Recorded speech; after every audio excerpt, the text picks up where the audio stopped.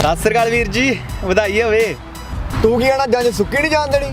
ਨਾ ਵੀਰ ਜੀ, ਮਹੱਲੇ ਦੀ ਧੀ ਭੈਣ ਆ, ਜੰਜ ਸੁੱਕੀ ਜਾਣ ਦੇਵਾਂਗੇ।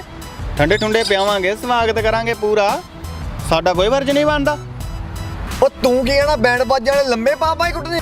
ਵੀਰ ਜੀ ਇਹ ਕਈ ਵਾਰ ਨਾ ਗੰਦੀਆਂ ਟੂਨਾਂ ਲਾ ਦਿੰਦੇ ਆ।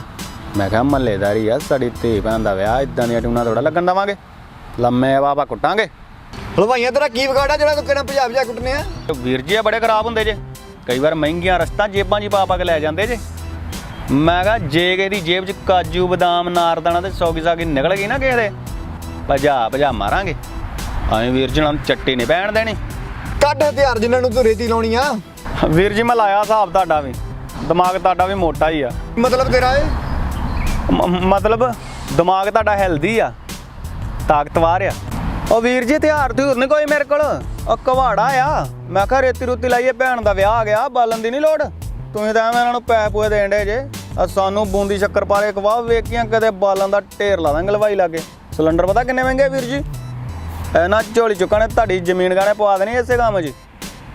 ਸਾਨੂੰ ਸੱਦੋ, ਬੂੰਦੀ ਸ਼ੱਕਰ ਬਾਰੇ ਬਸ। ਚੱਲ ਠੀਕ ਆ, ਸੋਚ ਕੇ ਦੱਸਦੇ ਫਿਰ ਕਰਦੇ ਆ ਵਿਚਾਰ। ਉਸਤਾਦ ਤੂੰ ਹੁਣ ਬੂੰਦੀ ਤੇ ਮਰ ਗਿਆ, ਹੁਣ ਬੂੰਦੀ ਵਾਲੇ ਲਾਗੀ ਵਾਲੇ ਕੰਮ ਕਰਾਂਗੇ ਆਪਾਂ। ਉਹ ਤੇਰਾ ਦਿਮਾਗ ਹੀ ਲੱਗਿਆ ਵਾ। ਉਹ ਬੂੰਦੀ ਦੇ ਕੁੱਤੇ ਨਹੀਂ ਪੁੱਛਦੇ। ਓਏ ਆਪਾਂ ਤੇ ਪੈਰ ਧਰਾਵਾ ਕਰਨਾ ਵਾ। ਇੱਕ ਵਾਰ ਆਪਾਂ ਅੰਦਰ ਵੜ ਕੇ ਨਾ ਘਰ ਦੇ, ਹਲਵਾਈ ਨਾ ਕਰਕੇ ਬਾਹਰ ਸੈਟਿੰਗ। ਓਏ ਆਪਾਂ ਜੇ ਹਫਤੇ ਦਾ ਰਾਸ਼ਨ ਘਰ ਨਾ ਸਟਾਇਆ, ਫੇਰ ਤੂੰ ਆਖੀ। ਉਸਤਾਦ ਤੂੰ ਤੇ ਆਖਣ ਦੇ ਉਹਨਾਂ ਝੋਲੀ ਚੁੱਕਣ ਉਹਦੀ ਪੈਲੀ ਗਹਿਣੇ ਪਵਾ ਦੇਣੀ ਆ, ਤੂੰ ਕੀ ਕਰਨਾ ਫਿਰ? ਆਪਾਂ ਵਕਾ ਹੀ ਦੇਣੀ ਆ। ਉਸਤਾਦ ਬਦਮਾਸ਼ ਹੋ ਕੇ ਚੋਰੀ ਕਰਿਆ ਕਰਾਂਗੇ ਦੱਸ। ਉਹ ਤੂੰ ਭੱਜਿਆ ਹੀ ਚੰਗਾ ਓਏ। ਆ ਕਿਹੋ ਜਿਹੀਆਂ ਮੱਤਾਂ ਦੇ ਕੇ ਮੇਰੀ ਬਦਮਾਸ਼ੀ ਠੰਡੀ ਪਾਈ ਜਾਂਦਾ। ਉਹ ਤੂੰ ਮੇਰੀ ਹੌਲੀ ਅਣਖ ਜਗਾ ਕੇ ਮੇਰਾ ਕਤਲ ਕਰਾਉਣਾ। ਜਾ ਨਿਕਲ ਜਾ।